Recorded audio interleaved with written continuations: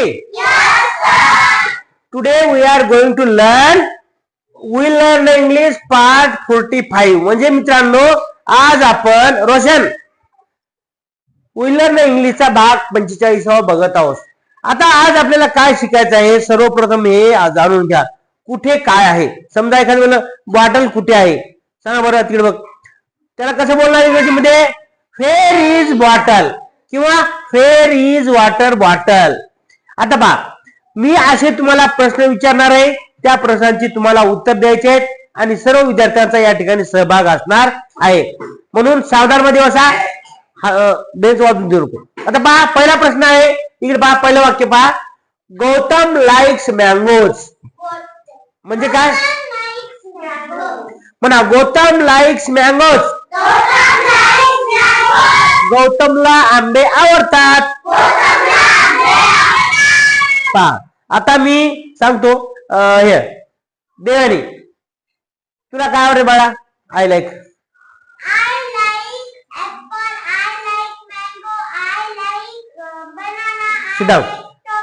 तू आता दुसरं सांग इनर सांगितलं दुसरं.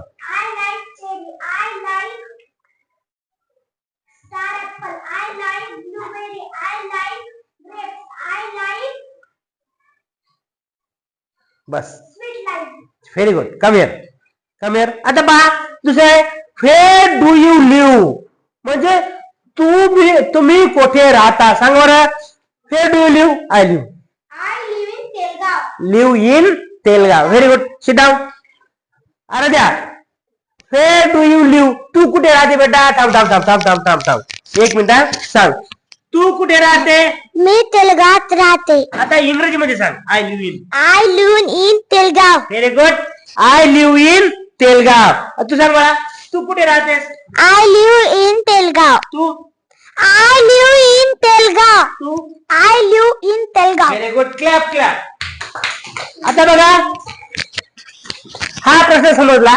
आता पहा आय लिव्ह इन तेलगाव म्हणजे तुम्ही सर्वजण तेलगाव मध्ये राहता म्हणून आपण त्या ठिकाणी सर्वांचं एकच उत्तर आलंय आय लिव्ह इन तेलगाव. आता पहा where does your friend live तुमचा मित्र कुठे राहतो. आता तुमच्या मित्राचं नाव सांगा. एखाद्या मित्र म्हणजे कोण मामाचा मुलगा सांगा कोणी सांगा मामाची मुलगी सांगा. सांग बरं तुझी मामाची मुलगी कुठे राहते म्हणजे तुझी मैत्रीण कुठे राहते. मामाची मुलगी कोण आहे मामाच्या गावाचं नाव काय. मग काय बसेल सी लिव्ह कुठे सी लिव्ह इन आणि फुल गावाचं she live in Malegaon. Very nice. म्हणजे याचा अर्थ की त्याच्या आपल्या देवयानीच्या मामाचं गाव मालेगाव आहे. बरोबर आहे. Very good. आता सांग बरं बेटा सी लिव्ह इन ब्राह्मणगाव म्हणजे हिची मैत्रीण ब्राह्मणगाव मध्ये राहते. बरं तू सांग बरं तुझी मैत्रीण कोण्या गावात राहते. सी लिव्ह इन सायना Gojegaon. Very good. Clap for Sakshi. आता पुढे पहा मित्रांनो पुढचं बघा मोत्या इट्स बिस्किट्स म्हणजे काय. Very good. मोत्या बिस्किट खातो. आता सी लिव्ह इन तळेगाव. आता या ठिकाणी त्या मुलाची जे मैत्रीण आहे ना तर ती कुठे राहते ती तळेगावात राहते. कुठे राहते. आता पहा फेअर इज आता दुसरं फेअर इज युअर बॅग तुझी बॅग कुठे आहे कोण सांगताय. थांब तू सांग fair is your bag. My bag is on the table का बेंच. आता मला सांगा मुलांना इकडे बघा. आता मला सांग बरं माझी बॅग कुठे आहे. तिकडे बघा तिकडे कबड. माय बॅग नाही युअर बॅग म्हण. Your bag on the cupboard. Is म्हण your bag is on the table. Your bag is on the cupboard. Very good. म्हणजे काय ती काय म्हणली की तुमची बॅग कपाटावरती आहे. आता सांगा मुलांनो वेअर इज माय बॉटल माझी बॉटल कुठे आहे.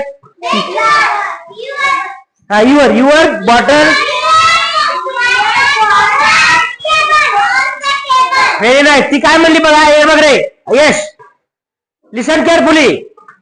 म्हणजे काय, your bag water bottle is on the table. कुठे आहे? माझी वॉटर बॉटल म्हणजे पाण्याची बॉटल ही टेबलावरती आहे. आता बा, आता मी सांगतो बा, एकाला मी विचारतो, मी कोण सांगू शकतोय? सांग मला. Where is your book? तुझे पुस्तक कुठे आहे? My book. My book is on the bench. Bench. Very good. आता तू सांग मला, तू सांग तुझं पुस्तक कुठे? इन द बॅग म्हणा.